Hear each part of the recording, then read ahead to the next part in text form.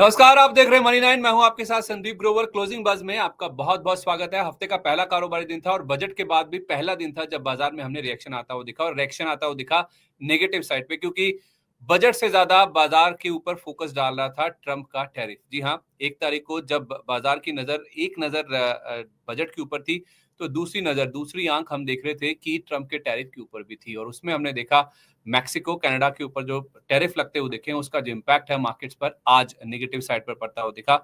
China पर भी 10% के टैरिफ लगाए गए हैं, तो इसके ऊपर बाजार ने ज्यादा रिएक्शन दिया और बाजार में जो बजट का यूफोरिया बना था या फिर एक जो उत्साह बना था वो पूरी तरह से खत्म होता हुआ दिखा। तो सबसे पहले आपको बताते हैं कि आज के मार्केट की हाईलाइट क्या रही, किस तरह का एक्शन बाजार में देखने को मिला और इस गिरावट के क्या मायने हैं। अब आपको बाजार में किस तरह से ट्रेड करना चाहिए, कौन से ऐसे स्टॉक्स है जो ज्यादा लाइमलाइट में रहे, और अब आगे चलते हुए कौन से अहम इवेंट्स हैं जो कि बाजार के ऊपर असर डालते हुए दिखेंगे, या फिर बाजार का ज्यादा फोकस कहां रहने वाला है, इन सब पर बातचीत करेंगे। हमारे साथ एक खास मेहमान जुड़ चुके हैं, पीएचडी कैपिटल के फाउंडर एंड सीईओ प्रदीप खलदर जी हमारे साथ कार्यक्रम में आ भी चुके हैं। पहले उनसे रूबरू हो जाते हैं। नमस्कार सर, बहुत बहुत स्वागत है आपका मनी 9 पर। Thank you sir for having me and very good afternoon.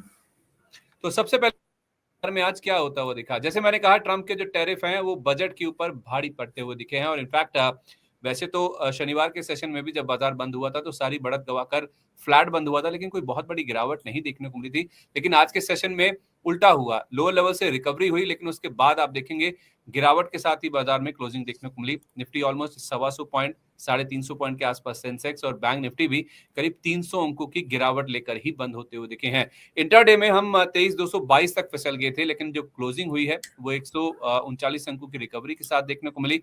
लेकिन फिर भी निफ्टी में अगर आप देखेंगे तो 51 शेयर जो कि आईटीसी होटल्स को मिलाकर हैं, उसमें से 36 शेयर ऐसे हैं जो कि लाल निशान के साथ बंद हुए। सबसे ज्यादा गिरावट कहां पे आई? एलएनटी में, क्योंकि केपेक्स कम होने की जो बात है वो कैपिटल गुड्स के लिए भारी पड़ती हुई दिखी है।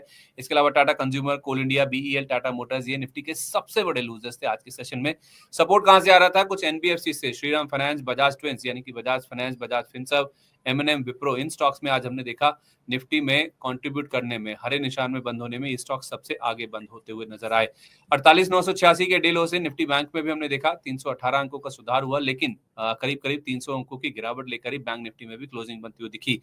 आईटी को छोड़ दीजिए, फार्मा को छोड़ दीजिए और ऑटो को छोड़ दीजिए, बाकी तमाम एनएससी के जो सेक्टोरल इंडेक्स हैं उनमें आज हमने लाल निशान के साथ क्लोजिंग बनती हुई दिखी। और सबसे ज्यादा पिटाई कहां पे हुई? डिफेंस में, पीएसयू, एनर्जी, तेल गैस, एमएनसी, मेटल और एफएमसीजी इंडेक्स, यहां पे ज्यादा गिरावट बनती हुई दिखी। और इनफैक्ट एफएमसीजी इंडेक्स तो एक समय बहुत ज्यादा गिरावट दिखा रहा था, उसमें वेदांता आज टॉप लूजर्स के तौर पर सामने आया। मिड कैप स्मॉल कैप भी गिरकर ही बंद हुई, 1% तक मिड कैप इंडेक्स लुढ़क गया और स्मॉल कैप इंडेक्स में तो 0.25% की कमजोरी के साथ हमने क्लोजिंग बनती हुई दिखी। और इसका अंदाजा आप लगा सकते हैं एडवांस डिक्लाइन से। केवल 800 शेयर ऐसे थे जहां पे हमने एनएससी पर जो एक्टिवली ट्रेडेड स्टॉक्स हैं वहां पे बढ़त बनती हुई दिखी, माफ कीजिए, बढ़त बनती हुई दिखी। और 2000 से ज्यादा शेयर ऐसे हैं जहां पे आज गिरावट के साथ क्लोजिंग हुई है। तो ऑलमोस्ट 1:3 का आप कह सकते हैं कि एडवांस डिक्लाइन था। हर एक शेयर चढ़ने वाले के सामने ऑलमोस्ट 3 शेयर ऐसे थे जो कि गिरकर बंद हुए। ज्यादा पिटाई जहां हो रही थी उसमें आप रेलवे स्टॉक्स को देखिए, राइट्स हुआ, जेएसडब्ल्यू एनर्जी हुआ, आरईसी हुआ, एमआरपीएल हुआ, ये कुछ ऐसे नाम हैं जो कि आज 52 वीक लो पर पहुंच गए, 52 हफ्ते के निचले स्तर पर पहुंच गए। इसके अलावा आप देखेंगे तो ट्यूब इन्वेस्टमेंट्स, सोना, बीएलडब्ल्यू, आईओसी, इनमें भी आज हमने नया 52 वीक लो बनता हुआ देखा। तो बाजार में जो प्रेशर है उसमें कई दिग्गज हैं जो कि अपने 52 हफ्ते के निचले स्तर तक पहुंचते हुए दिखे। तो भले ही इंडेक्स ज्यादा हायर लेवल से नहीं फिसला है, लेकिन कुछ स्टॉक ऐसे हैं जो अपने 52 वीक लो पर पहुंचते हुए नजर आ रहे हैं। सर, पहले तो आप इस बाजार की जो गिरावट है उसी के ही मायने हमें समझाइए। क्या ट्रंप के जो टैरिफ हैं वो बाजार पर ज्यादा हावी हुए हैं? क्योंकि बजट में तो ऐसा कोई नेगेटिव नहीं था जितना बड़ा रिएक्शन आज नेगेटिव साइड पे दिखता। डेफिनेटली सर, आपने सही बोला कि बजट से ज्यादा मार्केट ने, हम लोग बिजी थे बजट में और मार्केट बिजी था एंटी प्रेडिक्शन करना कि डोनाल्ड ट्रंप का कुछ इंडिया के ऊपर ना आ जाए। लेकिन सर मुझे लगता है कि अभी तक तो इंडिया के ऊपर ऐसा कुछ हुआ नहीं और नेक्स्ट वीक प्रोबेबली 14 से 15 तारीख के अंदर अंदर मोदी जी जा रहे हैं अमेरिका डोनाल्ड ट्रंप जी से मीटिंग करने के लिए। तो वहां पे हो सकता है कि जिन तरीके से उनका कन्वर्सेशन एंड फ्रेंडशिप है तो इंडिया के ऊपर ऐसा कुछ नेगेटिव ना आए। और बाजार सर ओवरऑल मैं पॉजिटिव ही देख रहा हूं, क्योंकि लास्ट अगर 10 साल का सर मैं डेटा देखता हूं, 10 साल में ऐसा सर बहुत मैं लास्ट दिन भी बात कर रहा था कि बजट का डे तो इम्पोर्टेंट है, उससे बड़ा इम्पोर्टेंट है उसका नेक्स्ट डे, क्योंकि हमने देखा है कि 2018 का अगर आप देखेंगे कि बजट का नेक्स्ट डे का मूव क्या था, ऑलमोस्ट 2.30% नेगेटिव क्लोजिंग के साथ मार्केट ने ट्रेड हुआ था उस टाइम पे। और उसके बाद अगर आप देखोगे 2023 में भी सर ज्यादा कुछ मोमेंटम नहीं रहा, 2020 में भी ज्यादा मोमेंटम नहीं रहा, ऑलमोस्ट टॉप साइड में मार्केट 3% ऑफ हुआ है और लोअर साइड में भी मार्केट अप्रोक्स 3% डाउन हुआ है बजट का नेक्स्ट डे में, और ये भी लास्ट 10 साल में 2 बार हुआ है। सो अगर मार्केट में एक्चुअली कुछ नेगेटिव चीज होता ना तो सर अभी मार्केट नीचे गिर गया होता। और लास्ट वीक का हमने देखा है कि लास्ट 2 हफ्ते का सपोर्ट है 22,800, उसके ऊपर का सपोर्ट है सर 23,000 के आसपास। तो आज हमने देखा सर मार्केट नीचे आया है, लेकिन इतना भी नीचे नहीं आया, तो मैं ना मार्केट को सर पॉजिटिवली देख रहा हूँ, क्योंकि ओवरऑल अगर आप देखेंगे कि जो इंफ्रास्ट्रक्चर को लेके अभी ज्यादा नहीं आया, तो पूरा का पूरा थीम जो कंजम्पशन पे हिट हुआ है, कंजम्पशन लाइक ऑटो, आप कंज्यूमर जो ड्यूरेबल है इसमें ज्यादा शिफ्ट हुआ है। सो मेरे को लगता है कि ये जो ओवरऑल मार्केट है, और मैं सर सुन रहा था आपको अभी थोड़ा टाइम पहले आप बता रहे थे कि रेलवे जो कंपनीज है बहुत नीचे आ गया, 52 लो भी आ गया, तो मार्केट ना एक एक्सपेक्टेशन लेके बैठा था कि रेलवे को लेके कुछ आ सकता है, लेकिन नहीं आया बड़ा कुछ धमाका रेलवे को लेके, इसीलिए नेगेटिव इम्पैक्ट आया है। और एक बात, ये हर बार सर बजट से पहले ही चलता है, रेलवे डिफेंस आप जो भी बोलेंगे देखेंगे बजट से पहले ही चलता है। जैसे ही बजट हो जाता है तो उसके बाद तो इनको पिटना ही है, ऐसा हुआ है बहुत बार। So according my personal opinion sir, I believe कि जो यूरोप कंट्रीज है ना वो मैन्युफैक्चरिंग हब है एक्चुअली, लेकिन जो अमेरिका है, जो यूएस है, बेसिकली उन्होंने सर्विस को अडेप्ट किया है। तो इंडिया ना बहुत डिपेंडेड है, और मुझे नहीं लगता डोनाल्ड ट्रम्प जी इंडिया के ऊपर कुछ ज्यादा टैरिफ वगैरह इंक्रीज कर देंगे। और नेक्स्ट वीक मीटिंग है, तो उसके I am looking forward that next week meeting. And मैं मार्केट को लेके ओवरऑल इसलिए पॉजिटिव हूँ। आज ऑलमोस्ट निफ्टी क्लोजिंग हुआ 120 पॉइंट नेगेटिव के साथ, लेकिन सर इतना भी नेगेटिव कुछ हुआ नहीं, ज्यादा वॉलेटिलिटी भी इंक्रीज नहीं हुआ। आज डे हाई था ऑलमोस्ट 23,380 के आसपास, डे लो है 23,200, ऑलमोस्ट 200-250 पॉइंट का ही अप डाउन रहा है। और कुछ सेक्टर है, कुछ थीम है, लाइक रेलवे हो गया, डिफेंस हो गया, तो अभी सर बजट से पहले भी बहुत चल चुका था, तो इसीलिए थोड़ा यहाँ पे अभी डाउनफॉल आ रहा है, लेकिन मैं ओवरऑल पॉजिटिव ही हूँ चीजों को लेके। सर आपने दो बातें बोली, उसका मैं थोड़ा आपसे समझना चाहूंगा। एक तो आप कह रहे हैं कि बाजार में ये जो गिरावट हुई है उससे इतना ज़्यादा घबराने की या चिंता करने की ज़रूरत नहीं है। बावजूद इसके कि बजट में बहुत ज़्यादा उत्साह था, 1 लाख करोड़ रुपए की एक जो बोनांजा हमारे पास आता हुआ दिखा है स्पेंडिंग का, उसके बावजूद अगर हम गिरे हैं तो दैट मीन्स कहीं ना कहीं तो टैरिफ्स में हमारे लिए चिंता है ही है। दूसरी बात, आप कह रहे हैं कि डायरेक्टली हमारे लिए टैरिफ नहीं लगे। एग्रीड सर, हमारे लिए डायरेक्टली टैरिफ नहीं लगे। 14-15 तारीख को मोदी जी जा रहे हैं, उनका अच्छा कन्वर्सेशन उनके साथ है, दोस्ती यारी है, ठीक है, वो मना लेंगे, उनको ऐसा भी बाजार में भावना है। लेकिन चाइना के ऊपर जो टैरिफ लगे उसका क्या? टैरिफ चाइना पे लगे, लेकिन हमारे मेटल्स तो स्टॉक्स तो यहाँ पे गिर गए। तो हम ग्लोबली भी तो कनेक्टेड हैं, उसका भी तो असर आएगा। अगर मैक्सिको में जहां हमारे ऑटो कंपोनेंट्स की सप्लाई होती है, जहां हम भी अपने प्रोडक्ट्स भेजते हैं, वहां से गाड़ियां बन के यूएस में जाती हैं, बिकती हैं कंपनियों की, तो हमारे ऊपर तो इनडायरेक्टली तो इम्पैक्ट आएगा ही आएगा। ये सर डेफिनेटली इम्पैक्ट आएगा, लेकिन मुझे लगता है कि सर देखिए जो मेटल सेक्टर है वो मुझे लगता है कि सर ऑलरेडी ना चला हुआ था। तो और मेरे को लगता है कि सर कि चला हुआ था इसलिए, तो फिर इसलिए ही नीचे आया है। और जो ग्लोबली टेंशन है, जियो पॉलिटिकल टेंशन है सर, ये हमेशा से रहता है। और रही बात सर मार्केट की, मार्केट सर आपने सही बोला कि थोड़ा तो टेंशन है इसलिए मार्केट नेगेटिव आज रिएक्शन किया है, लेकिन सर मैं ना लेवल टू लेवल चलता हूं हमेशा। जब तक मार्केट 23,000 के ऊपर है, फिलहाल मैंने आपको शुरुआत के दिन ही बोला था कि लॉन्ग टर्म व्यू में मैं अभी भी पॉजिटिव नहीं आया हूं मार्केट में। इनफैक्ट ऐसा भी हो सकता है कि अगर कोई पैनिक मार्केट में आए, मैंने आपको ऐसा आई थिंक 7-8 बार बोल चुका हूं सर, 21,400 तक आ सकता है अगर कुछ वर्स्ट सिनारियो हो गया तो। लेकिन हमें चलना है मार्केट में लेवल टू लेवल। जब तक मार्केट सर 23,000 के ऊपर सस्टेन है तो बेसिकली कॉन्फिडेंस दिखाता है। जो कुछ भी न्यूज आए कॉन्फिडेंस ही मैं हूं, कॉन्फिडेंस ही रहूंगा, क्योंकि मेरे को नहीं लगता सर ये जो 2 दिन 1 दिन का गिरावट है मार्केट को हिला भी सकता है, क्योंकि हमारा फोकस ना पूरा डोमेस्टिक पे अभी है। जैसे कि आपने बोला कि ये जो टैरिफ को लेके न्यूज आया है और जो चाइना को लेके टेंशन है सर, आप देखेंगे इंडिया अभी जो अगर हम ऑटो सेक्टर को देखते हैं या तो डोमेस्टिक चीजों को देखते हैं ना, इंडिया भी सेल्फ डेवलपमेंट कंट्री है, मतलब सेल्फ इंडिपेंडेंट कंट्री है। तो हम ना ज्यादा किसी के ऊपर इतना भरोसा करना, इतना मतलब उनका वहां पे प्रॉब्लम हो जाएगा तो इसीलिए हम हमारा मार्केट बहुत खराब हो जाएगा, ऐसा कोई चीज है नहीं। क्योंकि बहुत लास्ट कुछ टाइम से इंडिया पे बेसिकली एफआईआई का सेलिंग आ रहा है, मैं मान रहा हूं, लेकिन ये सर मैं एफआईआई का ट्रेंड भी देख रहा था। जब जब मार्केट में ऐसा होता है कि उनको कुछ पॉजिटिव चीज दिखता नहीं है तो एफआईआई का ट्रेंड रहता है सेलिंग का। अब वही लोग एफआईआई लोग घूम के आएंगे, अभी नहीं 23,000 में नहीं आएंगे, वो लोग 26,000 में आएंगे, 27,000 में आएंगे। तब हमारा डोमेस्टिक जो डीआईआई ये भी बाय करेंगे, वो भी लोग आके बाय करके जाएंगे, तो तब जाके डबल पॉजिटिव बेनिफिट होगा। तो मैं फिलहाल मार्केट को नेगेटिव नहीं देख रहा हूं जब तक मार्केट 23,000 के ऊपर है। ओके, तो आप कह रहे हैं कि एफआई 26,000 से 27,000 के लेवल पर वापस आएंगे, तो उसका इंतजार करें और धैर्य के साथ मार्केट में बने रहें। ये जो इक्का दुक्का गिरावट हो रही है, ये इनफैक्ट खरीदारी करने का मौका है, नहीं? Yes definitely sir, buy on dips हमें रहना चाहिए, लेकिन एक चीज से ध्यान रखना चाहिए। मैंने ना लास्ट दिन भी आपको बोला था कि ये जो रेलवे सेक्टर में एंड मैं सर बजट का डे में शो कर रहा था, तो वहां पे भी मैंने बोला कि रेलवे सेक्टर में इतना पॉजिटिव आ रहा है, जैसे कि आरवीएनएल को लेके, टीटागढ़ रेल को लेके मैंने उस टाइम पे बोला था ऑलमोस्ट 1080 का लेवल पे आया था। तो मैंने बोला था सर कुछ भी हो हमें ना स्टॉप लॉस मेंटेन करके चलना है। इन्वेस्टर्स का प्रॉब्लम सर यही है, वो लोग सर बाइंग तो कर लेते लेकिन बाद में स्टॉप लॉस मेंटेन नहीं करता। क्योंकि सर हम लोग आते हैं एज ए एनालिस्ट एंड यहाँ पे रिसर्च हमारा जो है रखते हैं सामने, लेकिन क्या है ना, हम तो सर आधा घंटा 1 घंटा बाद चले जाएंगे, लेकिन आपको मेंटेन करना है आपका स्टॉप लॉस। तो मेरे को सर ओवरऑल लग रहा है कि ये जो buy on strategy, buy on dip भी मैं बोल रहा हूँ, क्योंकि मेरा थॉट्स है नेक्स्ट 4-5 महीना हो सकता है मार्केट नीचे रहे। तो इसीलिए ना सबको एक चीज ध्यान रखना पड़ेगा कि जब भी हम कोई भी सेक्टर को लेके कोई भी स्टॉक्स में इन्वेस्ट कर रहे हैं, तो उस टाइम पे हमें पर्टिकुलर ध्यान रखना पड़ेगा कि टॉप से कितना नीचे आ सकता है, उस अकॉर्डिंग हमें अपना हमारा स्ट्रैटेजी बनाना पड़ेगा। ठीक है सर, परफेक्ट है। सबसे पहले मैं सर आपसे कुछ एक्शन वाले स्टॉक्स डिस्कस करना चाहूंगा, फिर दर्शकों के सवाल भी हमारे तक पहुंच चुके हैं बहुत सारे, उनको भी एड्रेस करूंगा। पहले जरा कैपिटल गुड्स शेयरों की मैं बात करना चाहता हूं। आपने थोड़ा सा टच करने की कोशिश करी थी।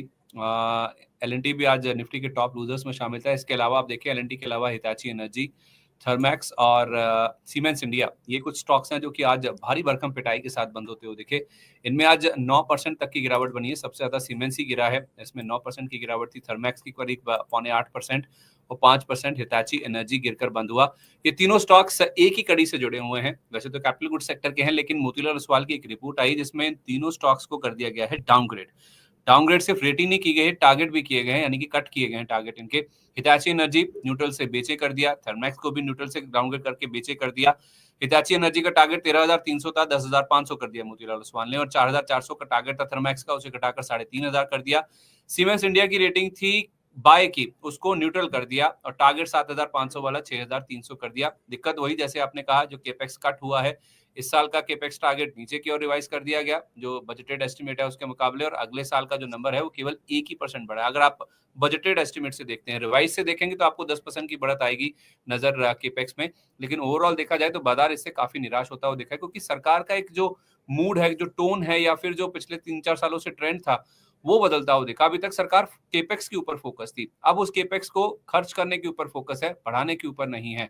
ऐसा बाजार ने मान के चला, जिससे ऐसी इंडस्ट्रीज, ऐसे सेक्टर्स, ऐसी कंपनियां जो कि इन इंफ्रास्ट्रक्चर से जुड़ी हुई हैं, और कुछ पर्टिकुलर सेक्टर्स ऐसे जिनकी डी ग्रोथ हो सकती है या फिर ग्रोथ पर सवालिया निशान खड़ा हुआ है, उनके ऊपर आने लगे हैं डाउनग्रेड, और यही कारण है कि इन स्टॉक्स में हमने भारी पिटाई होती भी देखी है। कैपिटल गुड्स स्टॉक्स पर आपका क्या व्यू है सर?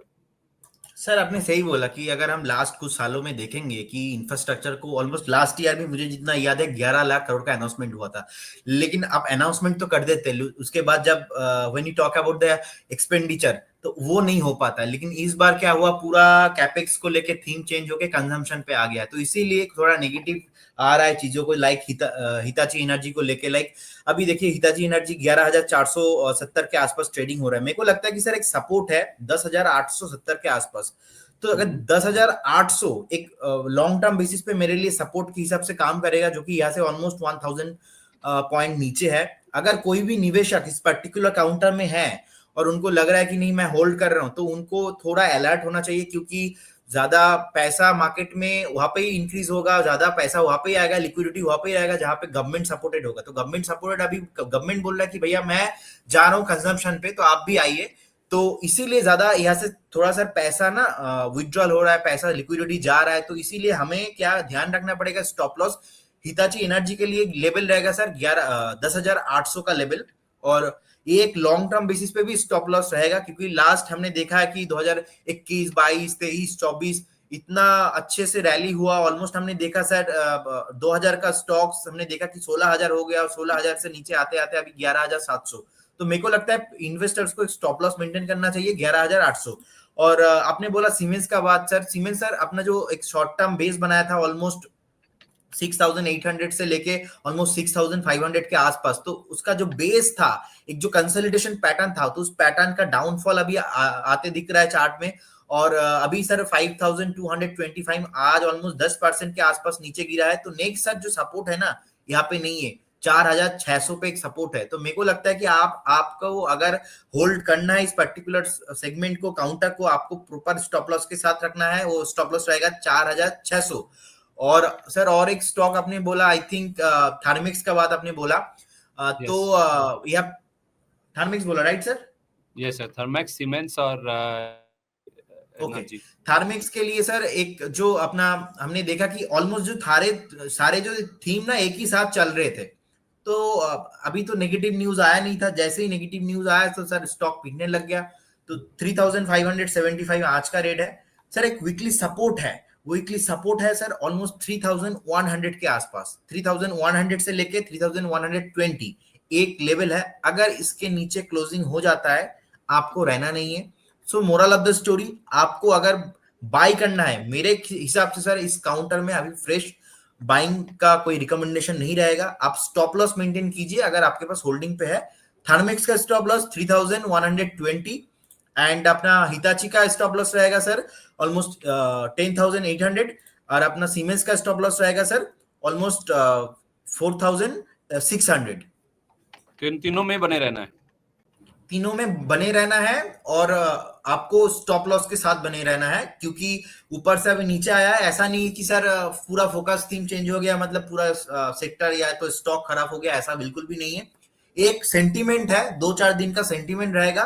सेंटीमेंट पे ही अगर आप निकल गए तो आपके लिए नुकसान ही हो जाएगा इनडायरेक्टली। जैसे ही 2-4 हफ्ते चला जाएगा तो सेंटीमेंट भी धीरे धीरे बेटर होता रहेगा। सो आपको स्टॉप लॉस के साथ होल्ड करना है। ठीक है। तो सीमेंस में आप कह रहे हैं कि 4,600 का स्टॉप लॉस होगा, थर्मैक्स में यही स्टॉप लॉस 3,120 का है, और 10,800 का जो लेवल है वो हिताची एनर्जी के लिए स्टॉप लॉस के तौर पर है। इनमें सेंटीमेंट बिगड़ा है, इस वजह से गिरावट आई है। ऐसा कोई फंडामेंटली कोई दिक्कत नहीं हुई है इन कंपनियों में, तो इसलिए थोड़ा सा सेंटीमेंट सुधरने का इंतजार कर लीजिए। ये स्टॉप लॉस आप लगा के रखिए। ये स्टॉप लॉस जब तक नहीं टूटता है, नहीं नीचे जाता है इसके स्टॉक का, तो आप इन शेयरों में बने रह सकते हैं। नो डाउट सेंटीमेंट खराब हुआ जिस वजह से शेयर गिरते हुए दिखे हैं। डिविस लैब सर, इसके नंबर आए और नंबर तोड़फोड़ आए। 507 करोड़ मुनाफा रहने का अनुमान था, 590 करोड़ आ गया ऑलमोस्ट, और 64% की बढ़त बनती हुई दिखी। रेवेन्यू 25% बढ़े, ये भी अनुमान से बेटर थे। कामकाजी मुनाफा 52% बढ़ा, ये भी 50 करोड़ ऊपर ही था ऑलमोस्ट जो अनुमान था। और मार्जिन देखिए 26.4% वाला 32% हुआ। बाजार मान रहा था कि बढ़कर आएगा, 31% का नंबर आएगा, लेकिन 32% के मार्जिन इस कंपनी ने रिपोर्ट किया। तो तोड़फोड़ नंबर आए, बाजार का अनुमान था उससे कहीं ऊपर आते हुए देखिए, और उसका नतीजा आप देखिए, कमजोर बाजार में शेयर डे हाई पर जाकर 6% की मजबूती लेकर बंद होता हुआ दिखा। 5,950 का लेवल है जहां पे क्लोजिंग हुई है। क्या राय देंगे सर इतने अच्छे नंबर्स के बाद? सर डीवीस लैब पे चार्ट में बनाया है cup and handle pattern weekly basis पे, एंड वीकली बेसिस पे काप एंड हैंडल पैटर्न से तभी बनता है कोई भी स्टॉक में, जब वहां पे नेक्स्ट 2-4 साल के लिए कुछ रैली रेडी हो सके। तो डीवीस लैब पे काप एंड हैंडल पैटर्न बनाया, उसके बाद ब्रेकडाउन हुआ था, उसके बाद वहां से बाउंस बैक होकर ऊपर आ रहा है। इंटरेस्टिंग फैक्ट यही है सर कि 2021 के बाद कभी भी अपना जो वीकली एक सपोर्ट है, वीकली सपोर्ट को नहीं तोड़ा है, और ऑलमोस्ट हायर हाई टॉप बना के बार बार ऊपर आ रहा है। तो यहाँ पर भी सर सेम चीज है, मैं चार्ट पे देख पा रहा हूँ। एक सपोर्ट था ऑलमोस्ट 5,300 5,400 के लेवल पे, वहां से ऊपर आ रहा है। मेरे को लगता है एक रेसिस्टेंस है 6200 पे। अगर 6200 के ऊपर क्लोज होता है, न्यू हाई सर पहला टारगेट रहेगा 6800, उसके बाद सर 7000, उसके बाद 52 का अपना नीला खुला आकाश में जाने के लिए स्टॉक रेडी है टेक्निकली। फंडामेंटली सर एक चीज क्या है इंपॉर्टेंट है, बहुत ही मार्केट कैप में नंबर 1 कंपनी है, और कंपनी के पास कोई डेट नहीं है, डिविडेंड से लेके बोनस से लेके बढ़िया कंपनी परफॉर्मेंस देता है हमेशा से, लास्ट 5 साल से देते आ रहा है। सो रिजल्ट भी अच्छा है, फंडामेंटल टेक्निकल सारा चीज सर अच्छा है, so is a very good stock for me. तो क्या 6200 पार होने का वेट करें? ये सर 6200 का एक बार वेट करना चाहिए, क्योंकि अगर जिनका व्यू लॉन्ग टर्म है, अब जिनका व्यू शॉर्ट टर्म है उनके लिए सर एक बार फिर से भी मैं बोलूंगा वेट करने के लिए, क्योंकि सर ये फिर से एक सेंटीमेंट ही है। आज रिजल्ट आया है तो इसीलिए सेंटीमेंट ऊपर आया। हमने देखा आज भी ऑलमोस्ट 5954 का हाई लगाया है, उसके बाद नीचे आ गया। सो एक बार 6200 का जो लेवल है, अगर उसके ऊपर एक हफ्ता सस्टेन करेगा, वीकली क्लोजिंग आएगा, तो नेक्स्ट बहुत रैली हो सकता है आप साइड पे। ओके, तो छोटी अवधि का नजरिया है तो आप इंतजार करें, लेकिन लंबी अवधि में अगर 6200 पार हो गया तो फिर इसमें हो सकता है कि बड़ी तेजी बनती हुई नजर आ सकती है अगर इसके ऊपर सस्टेन कर जाता है तो ये बात होगी डिविस लैब की। अलेम्बिक फार्मा के नंबर्स भी आए, हालांकि ये नंबर्स अच्छे नहीं आते हो दिखे। मुनाफा 23% गिरा है, 138 करोड़ आया 180 करोड़ वाला। रेवेन्यू जरूर बढ़े 0.4%, कामकाजी मुनाफा 2% गिरा है और मार्जिन में भी 16.3% के नंबर्स आ गए गिरकर 15.4% पर। तो अलेम्बिक फार्मा सर नंबर्स के बाद आज हमने देखा है स्टॉक में जो एक्शन बनता हुआ दिखा है वो अच्छा नहीं बनता हुआ दिखा है, क्योंकि जो क्लोजिंग हुई है वो 3.5% की कमजोरी के साथ 910 के लेवल पर हुई। हालांकि स्टॉक 887 तक भी फिसल गया था, नंबर्स अच्छे नहीं आए इसलिए पिटाई हुई है। इसमें क्या करना है? सर कंपनी का अगर आप सेल्स ग्रोथ देखेंगे लास्ट 5 साल से अच्छा नहीं आ रहा है, ऑलमोस्ट लास्ट 5 साल से 9.62% डिग्रोथ हुआ है, तो ये ना बहुत नेगेटिव एक सेंटीमेंट है। अगर हम चार्ट में भी देखते टेक्निकल चार्ट में, तो टेक्निकल चार्ट में भी ऑलमोस्ट वीकली पे डबल टॉप बना है, ऑलमोस्ट 1140 के आसपास, एक बार नहीं दो दो बार सर बना है। तो अभी सर नीचे आ रहा है 900 के आसपास है। तो मेरे को लगता है कि सर जो फंडामेंटल है और जो अभी रिजल्ट भी नेगेटिव आया है, तो मेरे को इस लेवल पे बाइंग करने का कोई मौका नहीं लग रहा है। अगर आपको लेना है सो मुझे लगता है फ्रेश 300 पॉइंट का करेक्शन मिनिमम होना चाहिए, और एटलीस्ट 650 से लेके 700 तक यहाँ पे आना चाहिए, उसके बाद आप लीजिए, उससे पहले लेने का सोचना भी मत। क्योंकि हमने देखा कि चार्ट में सर ऑलमोस्ट नवंबर 23 में चार्ट में जो सपोर्ट है ऑलमोस्ट 706 706 के आसपास। तो आप उसके लिए इंतजार कीजिए, हड़बड़ी नहीं करना है। रिजल्ट खराब है चलेगा, थीम चलेगा, ऐसा कंपनी खराब नहीं है, लेकिन ये जो लास्ट 10 साल के नेगेटिव सेल्स परफॉर्मेंस है और चार्ट में भी सर नीचे आ रहा है, तो इसको रिस्पेक्ट करना चाहिए एंड वेट एंड वॉच कीजिए। उसके बाद एक बार बाद में इसको देखेंगे और एंट्री लेंगे बाद में। ओके ठीक है सर, एक बार हुडको का चार्ट भी देखिए सर, इसमें क्या व्यू बन रहा है, क्योंकि आज सर इंट्राडे में इस शेयर में वैसे तो 9% गिरकर ही बंद हुआ। इंट्राडे में शेयर 191 रुपए 21 पैसे तक फिसल गया था सर। 353 रुपए 70 पैसे का इसका रिकॉर्ड हाई था जो कि इसने पिछले साल छुआ था। वहां से अगर आप देखेंगे शेयर तो 46% तक लुढ़क गया। हुआ क्या, वैसे तो इंट्राडे में 12% गिरा था, 9% की गिरावट के साथ बंद हुआ। पीएम आवास योजना के तहत जो आवंटन है वो घटा है और वो हाउसिंग फाइनेंस कंपनी के लिए नेगेटिव है, ऐसा मोतीलाल ओसवाल की एक रिपोर्ट बता रही है। जो एलोकेशन पहले 4000 करोड़ था उसे घटाकर 3500 करोड़ रुपए किया गया, उसी का इम्पैक्ट हमने देखा आज हुडको के स्टॉक पे बनता हुआ दिखा। और इनफैक्ट ओवरऑल पीएसयू स्पेस भी काफी ज्यादा कमजोर था। तो पीएसयू तब का जो कमजोर हुआ और जो हिडको में गिरावट बनी है सर, हाई लेवल से 46% टूट गया। ये कैसे देख रहे हैं आप इसका chart? Sir chart already near to support में आ रहा है, अभी सही बोला सर आपने, ऑलमोस्ट 340 के जोन से नीचे आते आते 198 आ गया, और चार्ट में जो सपोर्ट है सर 160 से लेके 165 के आसपास सपोर्ट है। इसका भी सर फंडामेंटल स्ट्रॉन्ग नहीं है। शॉर्ट टर्म में ना इतना रैली हुआ लास्ट 3 साल से, इतना रैली हुआ लास्ट 3 साल का चार्ट आप देखेंगे 35 से हो गया ऑलमोस्ट 350, 35 का स्टॉक 350 हो गया, तो डेफिनेटली करेक्शन भी उतना हायर लेवल से बनता है सर। अभी 350 से स्टॉक आ गया 200 के आसपास, तो मेरे को लगता है कि शॉर्ट टर्म में चार्ट में एक 165 160 के आसपास एक सपोर्ट है, तो मेरे को नहीं लगता कि 160 के नीचे इमीडिएट लेवल पे जाना चाहिए। लेकिन सर फंडामेंटल भी हमको देखना पड़ेगा कंपनी का। अगर आप फंडामेंटल देखेंगे कि यहाँ पे लास्ट जो इक्विटी रिटर्न ऑन इक्विटी है ऑलमोस्ट 12.3% के साथ लो हुआ है लास्ट 3 साल के आसपास। और अगर आप सेल्स ग्रोथ भी देखेंगे almost 7% over the 5 years decrease हुआ है, 7% के ग्रोथ के साथ डिक्रीज हुआ है। सो ये दोनों नेगेटिव पॉइंट है। कोई भी कंपनी का मेन सर सेल्स होता है आत्मा, अगर आत्मा चला जाएगा तो उसका हाल सर खराब हो सकता है। तो इस हुडको के साथ भी सर सेम हुआ है, सेल्स परफॉर्मेंस रेवेन्यू पे इफेक्ट हुआ है। और चार्ट में भी सर मेरे को लग रहा है कि 160, 170, 165 के आसपास एक सपोर्ट है, वहां तक डेफिनेटली आएगा। अगर उसके नीचे आया तो सर नेक्स्ट 120 के आसपास सपोर्ट है। सो मेरे को नहीं लगता 120 आएगा शॉर्ट टर्म, 4, 5, 6 महीने के आसपास अगर हम देखते हैं तो 165 is a good valuation for हुडको। ओके, ठीक है सर, ये तो बात होगी हुडको की। Overall sir PSU as a pack पर आपका क्या व्यू है?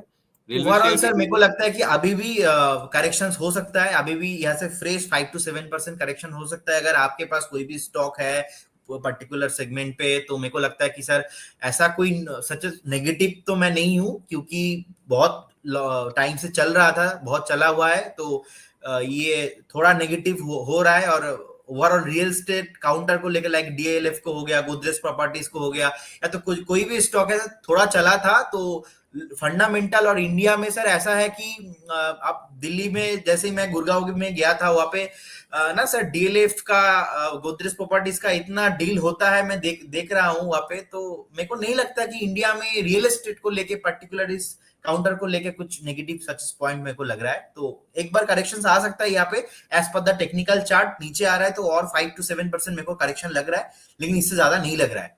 और ओवरऑल थीम को लेके मैं पॉजिटिव हूँ सर। शॉर्ट टाइम में मैं नेगेटिव हूँ, लेकिन आफ्टर 6 मंथ के बाद बोलेंगे तो मैं पूरा पॉजिटिव हूँ। ओके, ठीक है, ये बात होगी पीएसयू शेयरों की। लेकिन सर आज हमने देखा ट्यूब इन्वेस्टमेंट के नंबर भी आए, मन इंफ्रा ने भी नंबर्स के ऊपर रिएक्ट किया। ट्यूब इन्वेस्टमेंट्स की जहाँ तक बात है तो इसमें हमने देखा 3% की गिरावट के साथ ही स्टॉक में क्लोजिंग हुई, हालांकि लो लेवल से रिकवर भी हो गया था। रेवेन्यू इनका 0.3% बढ़ा, मुनाफा 2% बढ़ा, बिड्डा भी 1% ऊपर था, मार्जिन भी 10 बेसिस पॉइंट बढ़कर ही आते हुए दिखे। लेकिन स्टॉक में हमने रिएक्शन पॉजिटिव साइड पे नहीं बनता हुआ दिखा। और दूसरा नाम है सर मन इंफ्रा का, इसका मुनाफा 3% गिरा, रेवेन्यू फ्लैट थे 242 करोड़ पर, अबिड्डा में 4% की बढ़त थी, मार्जिन भी बढ़कर आया मन इंफ्रा का। लेकिन ओवरऑल आप इसकी जो क्लोजिंग देखेंगे वो आपको कोई बहुत अच्छी नहीं दिखेगी आज के सेशन में। तो नंबर्स जहां अच्छे आ भी रहे हैं या थोड़ा बहुत फ्लैट टू पॉजिटिव भी हैं, वहां पे भी शेयरों की हम देख रहे हैं पिटाई हो रही है, कोई छोटी मोटी नहीं, 4.5% की गिरावट लेकर ये भी स्टॉक बंद हुआ। तो नंबर्स के जो रिएक्शंस आ रहे हैं वो शेयरों के प्राइजेस से अलाइन नहीं करते हुए दिख रहे हैं। क्या कोई कंसर्न है? जिनके नंबर अच्छे भी आ रहे हैं वहां पे पिटाई हो रही है?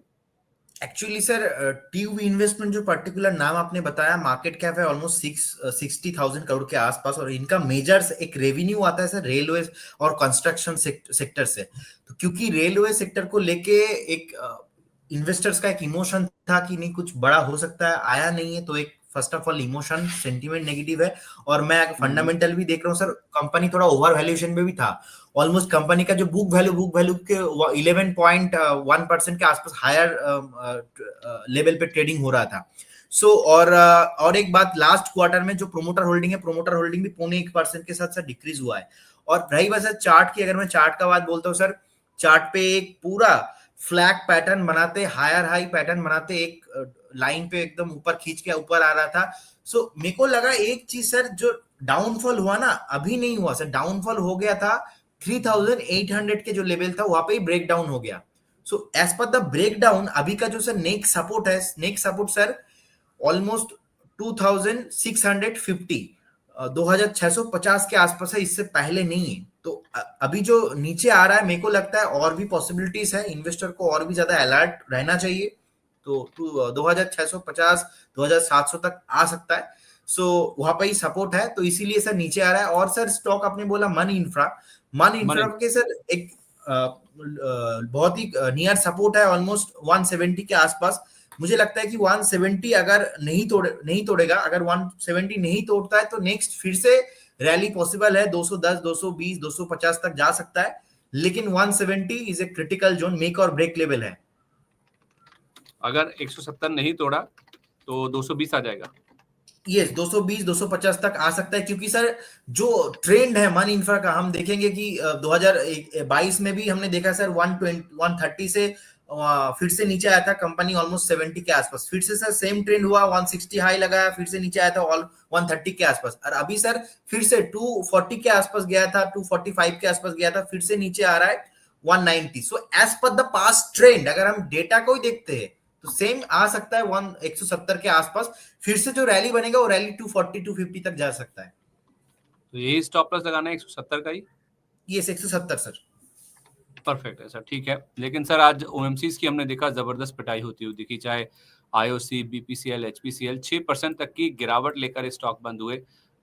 कम से कम जो गिरा था वो बीपीसीएल था 2.25%, 3.25% आईओसी, और 6% की गिरावट लेकर एचपीसीएल में आज हमने क्लोजिंग बनती हुई दिखी। और क्यों हुई इनकी पिटाई? पिटाई इसलिए हुई क्योंकि एक तो बजट में जो FY25 के लिए एलपीजी की सब्सिडी का नंबर आया वो चौंकाने वाला था, 14,700 करोड़, और उससे भी ज्यादा अगले वित्त वर्ष के लिए FY26 के लिए जो नंबर आया वो 12,100 करोड़ रुपए का है। और जेफरीज ने इन तीनों कंपनियों की रेटिंग जो टारगेट है उसमें कट कर दिए, क्योंकि इनके जो प्रॉफिटेबिलिटी है उसको लेकर कंसर्न्स पैदा होने लगे। सरकार की ओर से देखें तो इनफैक्ट अगर आप 9 मंथ FY25 की बात करें जो वित्त वर्ष चल रहा है, उसमें इन कंपनियों की करीब करीब 21-22 हजार करोड़ रुपए की, माफ कीजिए 29 हजार करोड़ रुपए की अंडर रिकवरी ऑलरेडी है, और जो आवंटन हुआ 14,700 करोड़ रुपए का हुआ। यही कारण है कि ब्रोकरेज इस पे नेगेटिव होते हुए दिख रहे हैं। पेट्रोलियम मंत्री का भी बयान इस पे आता हुआ दिखा है कि सरकार ओएमसीज के जो घाटे हैं, लॉसेस हैं, उनको कॉम्पनसेट करने के लिए कमिटेड है, लेकिन जो आंकड़े हैं वो अलग पिक्चर बयां कर रहे हैं। यही कारण है कि ब्रोकरेज ने डाउनग्रेड किया और शेयर गिरते भी दिखे हैं। और कितनी डाउनसाइड है सर इनके बिजनेस को लेकर, तो कंसर्न है ही है, क्योंकि एलपीजी डीरेगुलेटेड नहीं है, केवल पेट्रोल डीजल इंडिया में डीरेगुलेटेड है। यस सर, मुझे लगता है कि कंसर्न है थोड़ा, तो इसलिए एक पर्टिकुलर सेगमेंट नीचे आ रहा है। और सर आपने ही सेम क्वेश्चन मुझे पहले 3 दिन किया है नॉन स्टॉप, तो मैंने 3 दिन ही सेम आंसर दिया है सर। मैं पर्टिकुलर सेगमेंट को लेके अभी इतना पॉजिटिव नहीं हूँ। बजट से पहले भी सर मुझे याद है मैंने आपको बताया था। क्योंकि आईओसी बीपीसीएल इनका जो बिजनेस है, और अगर हम रेवेन्यू भी देखते हैं, बीपीसीएल सर क्या बताऊं आपको, बीपीसीएल को ना लेके मैं बहुत परेशान हूँ। और बीपीसीएल को लास्ट 10 साल से मैं देखते आ रहा हूँ, 10 साल से मैं ट्रैक कर रहा हूँ, बीपीसीएल बढ़ेगा, बीपीसीएल मल्टीपैगर होगा, बीपीसीएल मल्टीपैगर होगा, आईओसी मल्टीपैगर होगा, लेकिन सर पता नहीं, मैं तो सर बड़ा हो गया लेकिन बीपीसीएल बड़ा हो नहीं पाया। तो यहाँ पे एक चीज ना इन्वेस्टर को सर समझना पड़ेगा कि ये जो है आपको ना अकॉर्डिंग द फंडामेंटल भी चलना है, क्योंकि सर ऑयल है, सेक्टर है, तेल का, क्रूड ऑयल के साथ कनेक्टेड है, डेली न्यूज पे आता है। जब भी कुछ ना कुछ इंटरप्रिटेशन, आप 10 एनालिस्ट से सर आप पूछेंगे, 10 एनालिस्ट आके अपना 10 अलग अलग इंटरप्रिटेशन देंगे, तो इन्वेस्टर ना कंफ्यूज हो रहा है। तो मेरे को लगता है, मैं ऐसा चार्ट में बता रहा हूँ आपको, 254 के आसपास बीपीसीएल ट्रेडिंग हो रहा है। मेरे को लगता है कि सर शॉर्ट टर्म सपोर्ट जो है 218 210 के आसपास है। अगर आपको ऑयल सेक्टर में एंट्री लेना है, 220 210 बीपीसीएल के लिए लेवल रहेगा, आप आइए तब लीजिए, फिलहाल अभी फ्रेश एंट्री मत लीजिए। और सर आईओसी में भी सेम है, अभी 120 के आसपास ट्रेडिंग हो रहा है। एक सपोर्ट जो सर बड़ा सपोर्ट है 24 के जनवरी का 1 तारीख को ट्रेडिंग हो रहा था 92-95 के आसपास। तो यहाँ से भी सर ऑलमोस्ट 20% करेक्शन पॉसिबिलिटीज है। और जहां पे सर मैंने आपको ओवरऑल बताया कि मार्केट को लेके मैं पॉजिटिव हूँ, लेकिन शॉर्ट टर्म में नेगेटिव हूँ। तो शॉर्ट टर्म में जैसे ही करेक्शन आएगा तो ऑयल सेक्टर पहले पिटेंगे, बैंकिंग पिटेंगे, लेकिन बैंकिंग सर ऑलरेडी पिट चुका है, तो इसीलिए ज्यादा इफेक्ट अभी आ नहीं रहा है टेक्निकली, क्योंकि जो ओवर वैल्यूएशन पे रहता है वही सेक्टर को पहले टारगेट किया जाता है। तो ऑयल था ओवर वैल्यूएशन में, और सर जो मैंने बताया, मैं सर 10 साल से देख रहा हूँ बीपीसीएल को, वो बड़ा नहीं हो पाया। तो इसीलिए मैं अब सबसे यही अनुरोध करूंगा, थोड़ा आप वेट कीजिए, पेशेंस रखिए, एंड उसके बाद देख के बाय कीजिए। वैसे तो अभी बोनस हुआ था, तो उस हिसाब से तो 250 वाला प्राइस अगर आप देखेंगे तो अनएडजस्टेड 500 रुपए का है। तो वैल्यूएशन तो सर महंगे जरूर हैं, आपकी बात वाजिब है। तो 210 220 का मतलब ये हो गया कि आप कह रहे हैं कि 420 440 पर मिले तो आप इनमें खरीदिए, और यहाँ से भी 40 रुपए नीचे की डाउनसाइड है, यानी कि 10 से 15% की और डाउनसाइड बाकी है। तो यस, बीपीसीएल गिर पॉसिबिलिटी सर जो मैंने आपको बताया ये एडजस्टेड प्राइस के साथ बताया मैंने, हाँ अनएडजस्टेड नहीं बताया, एडजस्टेड प्राइस के साथ बताया।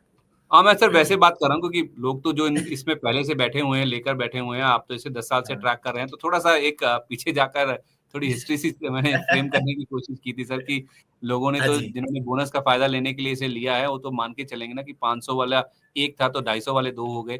तो प्राइस तो 500 रुपए का है सर, अनएडजस्टेड अगर हम बोनस से पहले का देखें। खैर, सोना बीएलडब्ल्यू और मदरसन सुमी सर, इनकी भी आज अच्छी खासी पिटाई होती हुई दिखी। सोना बीएलडब्ल्यू तो गिरा ही गिरा, उसके साथ साथ जो मदरसन सुमी की पिटाई हुई है सर, वो अपने आप में बहुत ज्यादा थी।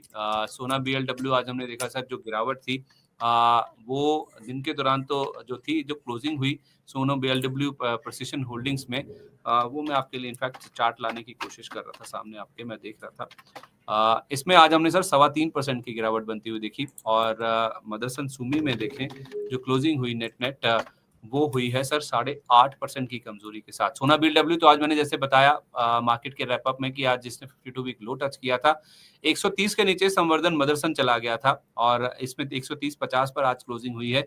दिक्कत वही है, जैसे मैंने कहा सर, ये जो ट्रम्प ने टैरिफ्स लगाए हैं, वही एक कारण है जिस वजह से दोनों शेयर गिरते हुए दिखेंगे। और आप सोचेंगे कैसे, देखिए मैक्सिको और कनाडा पर ड्यूटीज लगती हुई दिखी हैं, इंपोर्ट पर जो सामान आएगा इंपोर्ट होके उस पर 25% टैरिफ लगेगा। जनरल मोटर्स, टोयोटा और फॉक्सवैगन, इनके जो गाड़ियां मैक्सिको में बनती है जो कि यूएस में बिकती हैं, वो इनकी टोटल अगर आप सेल्स देखेंगे, तीनों कंपनियां जीएम, टोयोटा और फॉक्सवैगन का, इनकी 30 से 60% वाहन मैक्सिको से बनकर आते हैं या फिर कनाडा में बनकर आते हैं। और वही जब यूएस में बिकेंगे तो फिर 30 अगर 25% उस पर टैरिफ लगेगा तो आप समझिए क्या हालत होती हुई दिखेगी।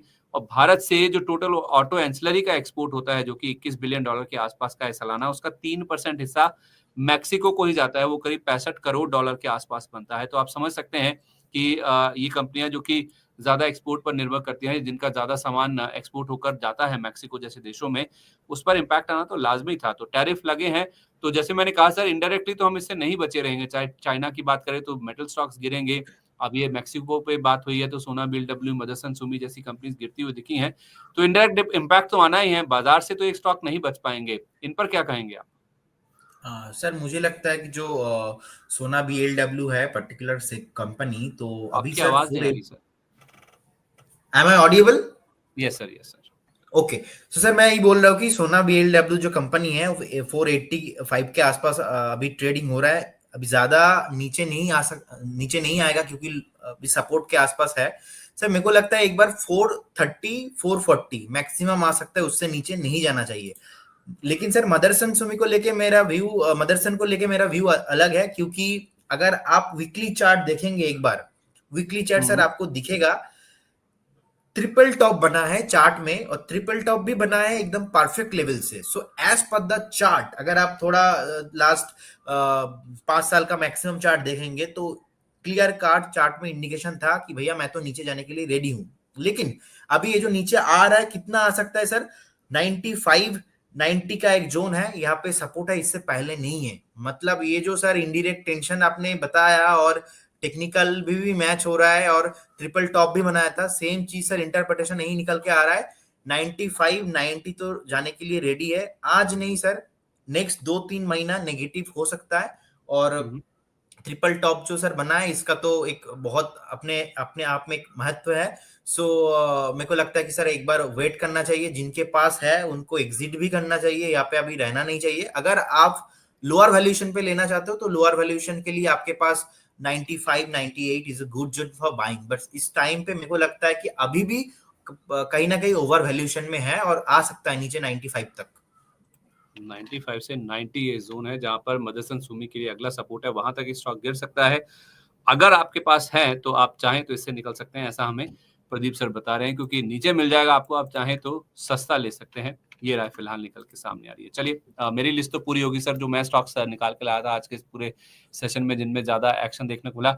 दर्शकों के सवालों की ओर चलते हैं। आप दर्शक के सवालों की बात करें तो सर विश्वास जी का पहला सवाल है, कार ट्रेड और कैनरा बैंक पर लॉन्ग टर्म का व्यू मांग रहे हैं सर। तो लॉन्ग टर्म का व्यू तो यही है कि हमारे यहाँ पे 99% लोग तो ऐसे ही हैं जो कि बाय ऑन डिप्स, या तो फिर खरीद कर ऊपर महंगा बेचते, नीचे लेना और ऊपर बेचना। तो अगर लॉन्ग टर्म का व्यू मांग रहे हैं, यानी कि पूछ ही रहे हैं कि इसमें खरीदें या फिर अभी रुकें। सर मुझे लगता है कार ट्रेड में उनको और 2 हफ्ता वेट करना चाहिए।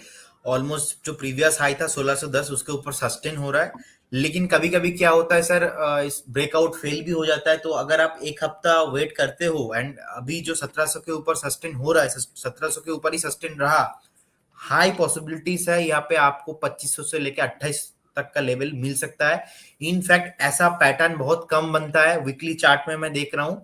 सो एक बार वेट कीजिए, 2 वीक्स वेट कीजिए, 1700 के ऊपर अगर सस्टेन रहा तो फिर ऊपर आ सकता है। बहुत आपको यहाँ से 60-70% का रैली मिल सकता है, क्योंकि कार्ड ट्रेड जिस सेगमेंट पे है, इस सेगमेंट पे जो रेवेन्यू है, उस रेवेन्यू ओनली फॉर इंडिया में एक दो कंपनी है जो कार्ड ट्रेड जैसे ही कंपनी है जो कार्ड ट्रेड को डायरेक्टली उनका रेवेन्यू में हिट होता है मार्जिन पे। और रही बात सर जो पैटर्न के बाद टेक्निकल में सर ऑलमोस्ट जो अपना आईपीओ हाई था, आईपीओ हाई के ऊपर आपको भी अभी याद हो गया, आईपीओ हाई मेरा स्ट्रैटेजी मैंने इतना बार डिस्कशन किया, आईपीओ हाई के ऊपर सस्टेन कर रहा है। 2022 में जब लिस्टिंग हुआ था, लिस्टिंग के बाद स्टॉक चला नहीं है, अभी सर 25 में आके आईपीओ के ऊपर सस्टेन कर रहा है। तो मेरे को सर, क्योंकि मेरा लॉन्ग टर्म व्यू है और मैं बाइंग का ही मैं बोल रहा हूं उनको, तो इसीलिए मैं और 2 हफ्ता वेट करूंगा। अगर 1700 के ऊपर और 2 हफ्ता यहाँ पे रुक गया तो सर यहाँ पे धमाका हो सकता है कार्ड ट्रेड में। और कैनरा बैंक 128 129 तक चला गया था, 90 रुपए के आसपास आ गया। ओके, कैनरा बैंक पे सर मुझे एक सपोर्ट दिख रहा है जो कि है 81 के आसपास, तो 81 तक आ सकता है। अगर किसी के पास है तो आप एक स्टॉप लॉस के साथ होल्ड कीजिए। 81 82 इज ए स्टॉप लॉस। तो फ्रेश खरीदना हो जिसको, फ्रेश खरीदना हो सर, वहां पे 82 85 आएगा तो उससे नियर टू स्टॉप लॉस आपको बाई करना है। अभी सर मेरे को लगता है नहीं बाई उनको करना चाहिए करंट लेवल पे, और भी 2-3 दिन करेक्शन हुआ तो 88 85 आपको दिखेगा, तो 82 83 is a good zone for buying. 82 85 लिखा था, 83 कर लूं मैं, आप कह रहे हैं? यस 83 कर लीजिए, 82 83। 80 से 83 रुपए के बीच में मिले तो आप इसमें फ्रेश खरीदारी करें, यानी कि थोड़ा सा आपको रुकना ही है अभी, और 10% के आसपास की गिरावट आ सकती है। और जिनके पास है वो 81 रुपए का स्टॉप लॉस लगा के इसमें बने रह सकते हैं। तो ये तो हो गया इन दोनों स्टॉक्स का लॉन्ग टर्म का व्यू। अब अनुज सिंह जी कह रहे हैं कि सर गिरते मार्केट में भी अगर सूझबूझ से शेयर खरीदा जाए तो उसमें प्रॉफिट बनता ही है। मैं जब भी आपसे क्वेश्चन पूछता हूँ, मेरे हर शेयर में प्रॉफिट होता है। तो अब तो सर ये जो शेयर इन्होंने पूछा है वो शैली इंजीनियरिंग और प्लास्टिक का है। ये कह रहे हैं कि मैंने 10 दिसंबर को 1359 के रेट पर 101 शेयर खरीदे हैं, इसमें लगभग 25% का प्रॉफिट हो रहा है, क्या करें, होल्ड या सेल? तो सर ये शेयर मुझे नहीं लगता किसी प्लेटफॉर्म पे किसी एनालिस्ट ने रिकमेंड किया है सर। इस पर अगर आप राय दे सके सर, इनको प्रॉफिट हो रहा है, कह रहे हैं 10 दिसंबर को इन्होंने खरीदा 1359 रुपए के दाम पर, 25% का प्रॉफिट हो रहा है। सर बाइंग प्राइस सर इनका है 1359 रुपए का। ओके सर, मुझे लगता है कि चार्ट में अगर आप देखते हो कि एक बार उनको जो अपना स्टॉप लॉस है ट्रेलिंग स्टॉप लॉस करना चाहिए, उनको एक बार 1580 में स्टॉप लॉस मेंटेन करना चाहिए। बाकी चार्ट सर ठीक ठाक है, 52 वीक हाई के आसपास है, उनको वेट करना चाहिए, और जो रैली आ रहा है ऊपर आ रहा है इसको एंजॉय करना चाहिए। 1580 is your trailing stop loss, आप अपना स्टॉप लॉस को थोड़ा ट्रेल कर लीजिए। ठीक है, शैली इंजीनियरिंग को आप 1580 का स्टॉप लॉस लगाकर होल्ड करें, और इनफैक्ट जैसे जैसे स्टॉक ऊपर जाता जाए तो अपना स्टॉप लॉस आप ट्रेल करते चले, यानी कि जैसे जैसे स्टॉक ऊपर जाए वैसे वैसे अपना जो स्टॉप लॉस का लेवल है उसको भी आप ऊपर की ओर रिवाइज करते हुए चलें। बबीता जी कह रही हैं सर यूपीएल का शेयर है 610 पर लिया हुआ है, क्या राय देंगे इस पर आप? 610 पर लिया है, 630 चल रहा है सर अभी। मेरे को लगता है कि सर यूपीएल में ना एक अपना रेसिस्टेंस है 640 के आसपास। जैसे ही 640 के ऊपर क्लोजिंग देता है, 670 680 तक जाने का हाई पॉसिबिलिटीज है। एक बार आप होल्ड कीजिए, अपना स्टॉप लॉस 610 है, बढ़िया है। और लॉन्ग टर्म्स थोड़ा अगर आपको देखना है और थोड़ा टाइम के लिए, तो 590 ऑल्सो आप स्टॉप लॉस कर सकते हो। आपका 610 में एंट्री है, 590 is your stop loss, and वो भी स्टॉप लॉस अच्छा फेवरेबल है। 640 के ऊपर जैसे ही आएगा 680 690 आपको दिखेगा, आप होल्ड कीजिए, अच्छा काउंटर है। ठीक है, यूपीएल पे नंबर्स आने के बाद आज सुबह एक अपग्रेड आता हुआ दिखा था, जिसकी वजह से स्टॉक में आज हमने कमजोर बाजार में भी 4% से ज्यादा का जो अपमूव है वो बनता हुआ दिखा। तो आप कह रहे सर 610 पे लिया हुआ है तो 590 रुपए का स्टॉप लॉस लगाकर बने रहे? यस, परफेक्ट है। ठीक है सर, नंबर्स अच्छे आए तो उसका इम्पैक्ट, और वैसे भी कृषि सेक्टर को लेकर बजट में जिस तरह के अनाउंसमेंट्स हुए हैं वो भी हम देख रहे हैं कि स्टॉक के लिए फेवरेबल या फिर पॉजिटिव साइड पर काम करते हुए नजर आ रहे हैं। तो अब बबीता जी, उम्मीद करते हैं आपको आपके सवाल का जवाब मिल गया होगा। इस बीच आबिद भाई कह रहे हैं कि I have transformers and rectifiers India and Premier and Waaree Energy. Can I add more at current levels? Long term view of 2 years. तो एक तो sir transformers and rectifiers India यानी कि TRIL, दूसरा प्रीमियर एनर्जीज और तीसरा है वारी एनर्जीज। 2 साल का व्यू जिनके पास है वो बने रहें। सर वारी एनर्जी को लेके मैंने 2 दिन पहले ही अपना व्यू दिया था। अगर वारी एनर्जी अपना 2580 के ऊपर क्लोजिंग होता है, उसके बाद ही आपको यहाँ पे एक स्ट्रेंथ दिखेगा, और चार्ट में नेक्स्ट जो अपना कुछ टाइम से नीचे आया था तो फिर से ऊपर आ सकता है। लेकिन जब तक 2580 के ऊपर नहीं आता है तो मेरे को नहीं लगता कि आपको बाइंग करना चाहिए। तो ये एक बहुत नेगेटिव चीज है। और सर नेगेटिव मैं इसलिए बोल रहा हूँ क्योंकि जो आईपीओ हाई है, सेम अगेन मेरा फेमस स्ट्रेटेजी आईपीओ हाई से नीचे आ गया था, तो इसीलिए स्टॉक चला नहीं। मैं ही बोलूंगा आपको 2580 के ऊपर अगर सस्टेन रहेगा, जो कि बजट में भी जो अनाउंसमेंट हुआ है वारी एनर्जी वाले काउंटर को बहुत पॉजिटिव न्यूज ही है, लेकिन 2580 इसके ऊपर जैसे आएगा उसके बाद ही आपको लेना है और होल्ड करना है। लेकिन उससे नीचे रहेगा तो नेक्स्ट थ्रेट है एक कि 2000 तक आ ना जाए, 1900 तक आना जाए, ऐसा हो सकता है क्योंकि अपना आईपीओ हाई से नीचे चल रहा है, तो कुछ भी हो सकता है। सर हमने पेटीएम में भी देखा था कि 2000 में लिस्टिंग हुआ, उसके बाद कभी ऊपर ही आ नहीं पाया। तो ऐसे वाला काउंटर में ना ऐसा एक थ्रेट रहता है, तो ये आपको देखना है। और जो कि सर मैं देख पा रहा हूँ सर, आज का जो प्राइस है ऑलमोस्ट 2332 के आसपास, जो कि अभी बहुत दूर है, तो इसलिए आपको बहुत पेशेंस रखना है एंड वेट करना है। 2580 इसके बाद ही एंट्री लेना है, नहीं तो हो सकता है सर 2000 भी आ जाए। परफेक्ट है सर, ठीक है, ये तो बात होगी वारी एनर्जीज की। लेकिन सर आईटीसी में शेयर में हमने देखा था कि शनिवार को बजट के बाद पॉजिटिविटी बनती हुई दिखी थी, और पॉजिटिविटी इसलिए थी क्योंकि सिगरेट के ऊपर कोई एक्स्ट्रा और टैक्स नहीं लगाया गया था। लेकिन आज फिर से ये शेयर गिरता हुआ दिखा है और 2% की गिरावट लेकर 453.50 पर बंद हुआ है।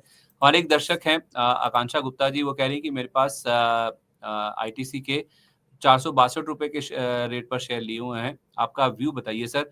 और अब तो सर आईटीसी होटल्स भी हम देख रहे हैं कि लोअर लेवल से रिकवर कर गया, जो एक इनिशियल लिस्टिंग के बाद जो एक प्रेशर बना था शेयर पे, वो अब खत्म होता हुआ दिख रहा है। और शेयर में आज भी हमने देखा ये निफ्टी के टॉप गेनर्स में शामिल था इनफैक्ट।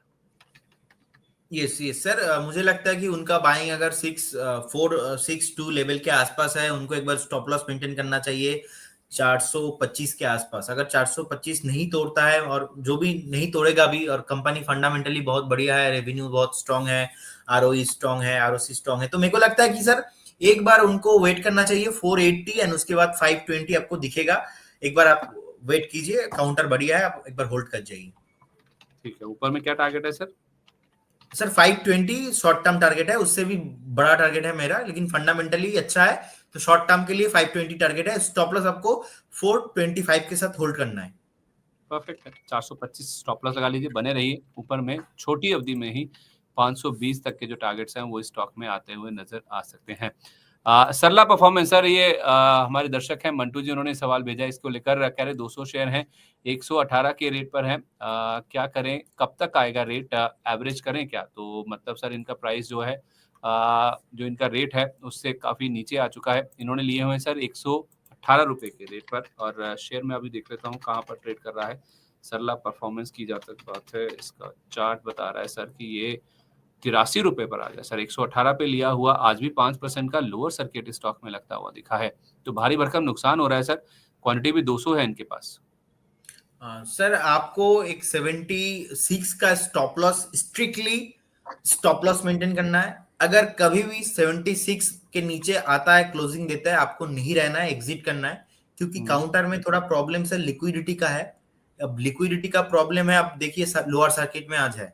सो ये जो 5% नीचे आया है, ये भी प्रेशर से है, ज्यादा वॉल्यूम हुआ ही नहीं, तो इधर का प्रॉब्लम से लिक्विडिटी का है। और फंडामेंटली प्रॉब्लम क्यों है सर, मैं आपको बताता हूँ। कंपनी ने लास्ट 5 साल में ज्यादा कुछ प्रॉफिट नहीं किया, ना दिया डिविडेंड, और पुअर सेल्स ग्रोथ है लास्ट 5 साल में, और ऑलमोस्ट जो रिटर्न ऑन इक्विटी है ऑलमोस्ट 8.9% के आसपास, वो भी डाउन हुआ है। डिविडेंड भी सर नहीं आया है कुछ, और पर्टिकुलर ये जो टेक्सटाइल काउंटर है, इस काउंटर में ऑलमोस्ट फिफ्थ कंपनी है। इससे पहले और भी कंपनी संगम इंडिया है, तो GHCL टेक्सटाइल है, ये बहुत बढ़िया कंपनी है और इनका मार्केट कैप ज्यादा नहीं है, ऑलमोस्ट 700 करोड़ के आसपास मार्केट कैप है। तो जहाँ पे मार्केट कैप ज्यादा नहीं है वहां पे सर मैनिपुलेशन का, स्पेकुलेशन का चांसेस बहुत हाई रहता है। तो इसलिए आज लिक्विडिटी नहीं है तो लोअर सर्किट आ गया, फंडामेंटल भी एडजस्ट नहीं हो रहा है। सो आप एक बार 76 का स्टॉप लॉस के साथ यहाँ पे मेंटेन कीजिए, कभी भी आता है तो आप ब्रेक एग्जिट कर जाइए, अदरवाइज आप होल्ड कीजिए। 76 रुपए का स्टॉप लॉस लगा के सरला पॉली में आप बने रहिए मंटू जी। अगर ये लेवल आ जाता है तो फिर आपको इससे निकल जाना चाहिए। अमर राजा एनर्जी एंड मोबिलिटी, जिसे हम पहले अमर राजा बैटरी के नाम से जानते थे, सुशील जी का सवाल इस स्टॉक को लेकर आया। वो पूछ रहे हैं कि इसमें एंट्री कब लेनी है और नियर टर्म टारगेट क्या होंगे इसके। आज सर ये स्टॉक लोअर लेवल से अच्छी खासी रिकवरी के साथ बंद हुआ। 1% के आसपास ही कमजोरी थी। एक समय ये 1050 के नीचे भी फिसल गया था। 1068 पर क्लोजिंग हुई है, ऑलमोस्ट 2% ऊपर जहां लो बना था। क्या इन लेवल्स पर खरीदारी कर सकते हैं, क्योंकि ऑल टाइम हाई से तो ये ऑलमोस्ट 700 रुपए नीचे ट्रेड कर रहा है। यस सर, अगर अगर आप लो भी देखेंगे इनका ऑल टाइम जो हाई है उससे ऑलमोस्ट डेफिनेटली 700 पॉइंट नीचे अभी आ गया है। सो मेरे को लगता है एक बार ना यहाँ से भी पॉसिबिलिटीज है उनको 200 से 300 पॉइंट नीचे आने का, क्योंकि 52 एक आप लो देखेंगे कि 737 के आसपास है, 737 735 के आसपास है। तो मेरे को लगता है कि यहाँ से उनको फिर से अगर बाइंग करने का मौका मिलेगा तो बाइंग जो होना चाहिए 820 से लेके 825 या तो उससे भी नीचे 780, ये जोन होना चाहिए। उस लेवल पे आप एंट्री कीजिए तो बेटर है, क्योंकि मेरे को नहीं लगता चार्ट में जो पैटर्न अभी बना हुआ है तो इमीडिएटली बेसिस ऊपर आने का कोई चांसेस है, तो और भी नीचे आने का पॉसिबिलिटीज है। तो 780 zone is a good zone, 780 800 zone is a good valuation zone. Okay, ठीक है। इस बीच सर एनटीपीसी का भी चार्ट देख लीजिए। एनटीपीसी को लेकर द शिवांश फैमिली के नाम से इन्होंने आईडी बनाई है, हमारे दर्शक हैं। कह रहे गुड इवनिंग सर, मेरे पास एनटीपीसी 432 पर और टॉरेंट एक 1611 रुपए के रेट पर है, क्या करें? सेल, होल्ड, एवरेज या किसी और शेयर में शिफ्ट हो जाएं, प्लीज सजेस्ट। तो नुकसान तो इनको काफी हो रहा है। एनटीपीसी ऑलमोस्ट अपने 52 वीक लो तक पहुंच गया था। 296.85 का लो है सर आज, जिसका जो इंटरडे लो बना था वो 304 रुपए का बना था। हालांकि क्लोजिंग तो 312 रुपए पर हुई है, तो लो लेवल से थोड़ी बाइंग इंटरेस्ट जरूर आया, लेकिन इनको नुकसान काफी ज्यादा हो रहा है, क्योंकि इनके लिए हुए हैं 432 रुपए पर सर। सर एनटीपीसी का अभी कोई सपोर्ट नहीं है फिलहाल, सपोर्ट तोड़ के ही नीचे आ रहा है। नेक्स्ट जो सपोर्ट है बहुत दूर है, ऑलमोस्ट 253 260 के आसपास है। तो अगर उनको यहाँ पे एग्जिट करना है अपना, फर्स्ट ऑफ ऑल आप एग्जिट कर सकते हो। अगर एग्जिट नहीं करना है, आप नेक्स्ट सपोर्ट जो है 255 260 के आसपास है strong. 250 is a strong support zone, तो आप 250 पे आप स्टॉप लॉस मान के चलिए, तो आपको स्टॉक दिखेगा 270 पे 280 पे दिखेगा, तो आप चाहो तो यहाँ पे एग्जिट कर सकते हो। और टोरेंट पावर में सर 1344 का अभी प्राइस चल रहा है, 4.25% के आसपास नीचे आया है। मेरे को लगता है कि सर जितना नीचे आना चाहिए था उतना आ गया है, तो शॉर्ट टर्म एक बाउंस बैक रैली दिखा सकता है सर। 1290 और 1300 एक बेस लेवल है, मेरे को नहीं लगता कि टोरेंट पावर इससे नीचे आएगा। मेरे को लगता है यही एक अच्छा जोन है, आप चाहो तो टोरेंट पावर पे एवरेज भी कर सकते हो। नेक्स्ट आपको दिखेगा पर्टिकुलर कंपनी का फंडामेंटल अच्छा है, तो 1450 से लेके आपको 1560 सेकेंड टारगेट है। 1400 पहला टारगेट है 1450, सेकेंड टारगेट है 1560, तो आपको दिखेगा लॉन्ग टर्म में बढ़िया है टोरेंट पावर। लेकिन एनटीपीसी को लेके मेरा थोड़ा टेंशन है, क्योंकि सर चार्ट में अभी डाउनफॉल का जो पॉसिबिलिटीज है वो बहुत हाई है। और आपने बोला है कि कौन सा सेक्टर में मूव कर सकता हूं, तो सर ऑटो सेक्टर में आयशर मोटो मेरे को लगता है कि सर यहाँ पे और जितने भी ऑटो कंपनीज है ऑलरेडी चला है। आप चाहो लास्ट दिन देखेंगे कि लास्ट 6 महीने का ट्रेंड देखेंगे, मारुति को देख लीजिए, टाटा मोटर्स को देख लीजिए, तो आयशर सर मेरे को लगता है अभी चला नहीं है ठीक से, और फंडामेंटल इतना अच्छा है। और कोविड के बाद भी अगर आप देखेंगे कि 3000 के ऊपर जैसे ही निकला उसके बाद से नॉन स्टॉप रैली हो रहा है और एक higher top higher high maintain करके ऊपर आ रहा है। जो एक सबसे बड़ा बात है कि सर स्टॉक चलता है, उसके बाद कंसोलिडेशन पैटर्न बनाता है, स्टॉक चलता है, कंसोलिडेशन करता है, और सर ऐसा काउंटर बहुत ही अच्छा लगता है, क्योंकि आप चलते भी हो, आप रुकते भी हो, फिर से चलते हो। आप चलते रहोगे तो उस टाइम पे ना थोड़ा हाई वॉलेटाइल आ जाता है, लिक्विडिटी का प्रॉब्लम भी आ जाता है कभी कभी, क्योंकि अचानक से डंप भी होता है। तो आयशा मोटर में सर लिक्विडिटी बहुत बढ़िया है, और मुझे लगता है कि आपको एक बार वेट करना चाहिए यहाँ पे बाय करना चाहिए करंट जोन से 5485 सर करंट सीएमपी है। फर्स्ट टारगेट होगा 5800, सेकंड टारगेट होगा 6400, और भी सर 52 वीक अपर हाइस आपको दिखेगा पर्टिकुलर काउंटर पे। और स्टॉप लॉस सर मैं देना चाहूंगा यहाँ पे, स्टॉप लॉस रहेगा आपका 5050, 5050 पे आपका स्टॉप लॉस रहेगा। ठीक है, 5050 का स्टॉप लॉस है यहाँ पे। आप आयशर मोटर्स में खरीदारी करके चल सकते हैं। एनटीपीसी से निकलते हैं तो ये एक स्टॉक है जहाँ पे आप स्विच करके चल सकते हैं। इनफैक्ट सर एक दो सवाल और ले लेते हैं, फिर हम शो को वाइंड अप करने की ओर बढ़ेंगे। आकांक्षा जी का सवाल तो हमने ले लिया ऑलरेडी आईटीसी पर, इन्होंने कई बार पोस्ट कर रखा है। शिवांश फैमिली जी का सवाल भी हो गया। इसके अलावा सर हम देखें सर, इनफैक्ट पारस डिफेंस पर भावना जी का सवाल ले लेते हैं। मेरा खुद का, मैं रुपए पे सवाल पूछने वाला था। आज रुपया 87 के भी नीचे जाकर बंद हुआ है। पहली बार ऐसा हुआ है कि 87 के नीचे डॉलर के सामने क्लोजिंग हुई है इंडियन रुपये की, तो उस लिहाज से वो भी डिस्कस करना इंपॉर्टेंट है। लेकिन सर पारस डिफेंस पे इन्होंने व्यूज पूछे हैं। व्यूज का मतलब यही है कि ये शायद शेयर को ट्रैक कर रहे हैं और पूछना ये चाह रहे हैं कि क्या इन लेवल्स पर शेयर में एंटर करना सही रहेगा, क्योंकि इस स्टॉक में भी हमने देखा है कि पिटाई काफी ज्यादा हुई है। आज भी 5% गिरा है, 16 हजार रुपए पे आ गया। सर ले लें अभी? नो सर, अभी भी नीचे आ सकता है। मुझे लगता है कि यहाँ से भी 200 पॉइंट का नीचे डाउनफॉल हो सकता है। और 820 इज लेवल फिर से आ सकता है। उनको अगर बाय करना है तो आप एक बार 850 और 880 कभी भी अगर इस लेवल के अंदर रहेगा आप तब लीजिए, क्योंकि डिफेंस और रेलवे कल से मतलब आज से पिट रहा है, तो ये थोड़ा कंटिन्यू रहेगा और ऑलरेडी नीचे आया है। लॉन्ग टर्म बेसिस पे मैं बहुत पॉजिटिव हूं, लेकिन अगर आप बोलेंगे कि परफेक्ट जोन कौन सा रहेगा तो यहाँ से भी और 150 पॉइंट का रैली डाउनफॉल आएगा, तो तब आप जाके लेना, अभी नहीं। 820 तक गिर सकता है या 880 तक? 820 पे सर स्ट्रॉन्ग सपोर्ट है। 850 से लेके 880 का अगर कभी भी आपको जोन मिलेगा तब आपको एंट्री लेना है। 820 का रहेगा सर स्टॉप लॉस। अच्छा ठीक है, 880 से 850 की रेंज में आप पारस डिफेंस को खरीदिए। 820 एक बहुत ही इंपॉर्टेंट सपोर्ट है, वहां तक गिर सकता है तो वहीं पे स्टॉप लॉस लगा के, वहां पे हो सकता है बाउंस बैक कर जाए तो स्टॉप लॉस लगा के आप स्टॉक में खरीदारी करके चल सकते हैं। रुपये पे एक व्यू दे दीजिए सर। रुपया 87 का भी जो लेवल है वो भी तोड़ता हुआ नजर आया है। तो ऐसे गिरते रुपए में ओएमसीज पर तो हमने बात कर ही ली है जिनको इम्पैक्ट होता है, आईटी पर भी इसका इम्पैक्ट आता है। आईटी सेक्टर में आज हमने देखा सर हल्की पॉजिटिव क्लोजिंग होती हुई दिखी है। इंडेक्स तो वैसे 0.25% ऊपर बंद होता हुआ दिखा। आज के गिरते बाजार में भी 3 ही ऐसे सेक्टर हैं जो कि हरे निशान के साथ बंद होते हैं, उसमें आईटी भी एक था। तो रुपए की जो कमजोरी है वो इनके लिए तो पॉजिटिव साइन बनकर आ रही है। एग्जैक्टली सर, जितना रूपी में कमजोरी आएगा उतना आईटी में पॉजिटिव न्यूज है आईटी के लिए। तो पहले से सर मैं आईटी को लेके थोड़ा पॉजिटिव भी हूँ, क्योंकि जितना भी कंपनी आप देखेंगे, विप्रो देख लीजिए, टीसीएस देख लीजिए, आप कोई भी कंपनी को देख लीजिए आईटी के अंदर, आईटी ने जो है अपना जो आईटी इंडेक्स है सर, आप अगर आप निफ्टी आईटी को देखते हो लास्ट आप 6 महीने का 8 महीने का अगर चार्ट अगर आप देखते हो तो आप एक चीज वहां पे देख पाएंगे, 36,000 37,000 एक जोन था और लास्ट 10 साल का ब्रेकआउट है, वो भी सर मंथली कैंडल पे।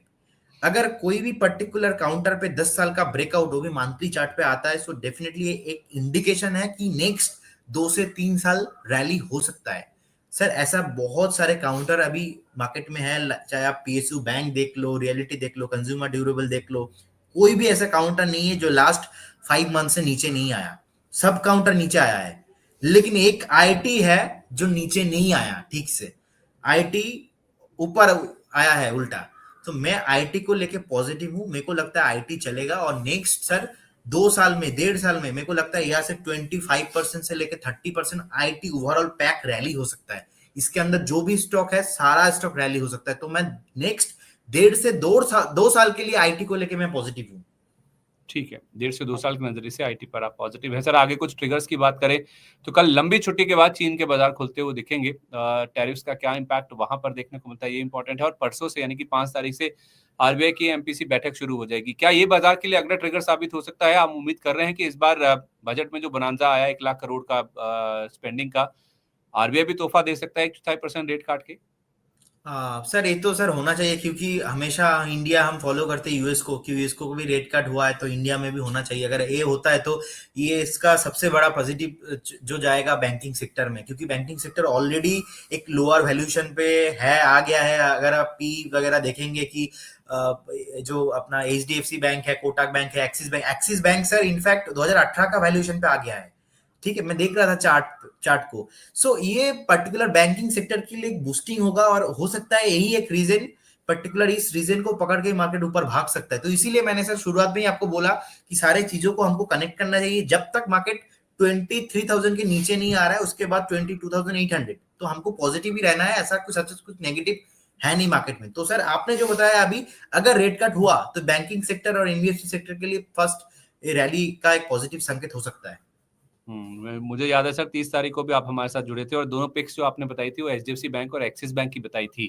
यही बैकड्रॉप था कि उसके पीछे उम्मीद कर रहे थे कि आप रेट कट होगा, आप बरकरार हैं यस, अपनी कॉल? एग्जैक्टली सर, यही था लॉजिक। अच्छा, तो उस समय आपने कहा था सर कि एक्सिस बैंक को 940 से 950 की रेंज में खरीदना है और एचडीएफसी बैंक को तो उसी भाव पर खरीद सकते हैं। 12 महीने के टारगेट आपने दिए थे, तो क्या वही हम पिक्स मान के चलें आपके अभी भी? यस, अभी भी सर मेरा वही सेम व्यू है। इनफैक्ट हो सकता है कि ऐसा कि एक्सिस बैंक ज्यादा नीचे आए नहीं। मैं एक्सिस बैंक का अभी चार्ट एक बार देख लेता हूँ, आज का अभी कितना प्राइस है। सर अभी 989 के आसपास ट्रेडिंग हो रहा है। आपको अगर फिर भी वही मेरा सेम पिक रहेगा, अगर कभी भी आपको 940 950, because sir I am a safe investors, तो मेरा रिस्पॉन्सिबिलिटी है। तो मैं सोचता हूँ कि अगर एक पैनिक थोड़ा सा भी आ जाएगा, 2-4% का नीचे डाउनफॉल आ जाएगा, उस टाइम पे उस दिन आप ले लीजिए। रेट कट अगर आता है तो उसमें पॉजिटिव हो जाएगा और पूरा सेक्टर रैली करेगा। और बैंकिंग सेक्टर सर बहुत पिटा है, तो डेफिनेटली चलना ही है। चलिए ठीक है सर, तो एक्सिस बैंक और एचडीएफसी बैंक दोनों में ही पहले से ही बाइंग करने की राय है इन एंटिसिपेशन की आरबीआई की पॉलिसी बैठक का फैसला आएगा 7 तारीख को, तब यहाँ पे दरों में कटौती देखने को मिल सकती है। इसके अलावा 5 तारीख को डॉक्टर अग्रवाल हेल्थ केयर की लिस्टिंग भी होनी है। ये भी बाजार के लिए एक इंपॉर्टेंट इवेंट है और 5 तारीख से दिल्ली के विधानसभा चुनाव भी होंगे, जिस पर 8 तारीख को फैसला आता हुआ दिखेगा और उसके ऊपर हम 10 तारीख को रिएक्ट करेंगे जब बाजार अगले हफ्ते सोमवार को खुलेगा। तो ये तो कुछ ट्रिगर्स हैं अब बाजार के लिए जिस पर खास तौर पे नजर रहने वाली है। इंडिया में तो आरबीसी की एमपीसी बैठक है, लेकिन ट्रम्प साहब क्या बोलते हैं, टैरिफ को लेकर क्या डेवलपमेंट्स होते हैं, यही पूरा फोकस है जो कि दुनिया भर के मार्केट्स है जिसको बहुत कीनली वॉच कर रहे हैं और उसी का इम्पैक्ट आज हमने स्टॉक मार्केट पर बनता हुआ देखा भी है। बहुत धन्यवाद प्रदीप सर, आज हमारे साथ कार्यक्रम में शामिल होने के लिए, अपने व्यू शेयर करने के लिए। कोई डिस्क्लोजर्स कोई स्टॉक्स की जो बात हुई है उसको लेकर? सर जो भी स्टॉक्स को हमने रिकमेंड दिया है या जो भी ड्यूरिंग द सेशन डिस्कशन हुआ है, ना हमारे पास कुछ कोई भी स्टॉक होल्डिंग पे है, और ना ही हमारे कोई भी रिसर्च एनालिस्ट कंपनी में एसोसिएटेड है बाई डायरेक्टली और indirectly any chance. Thank you so much.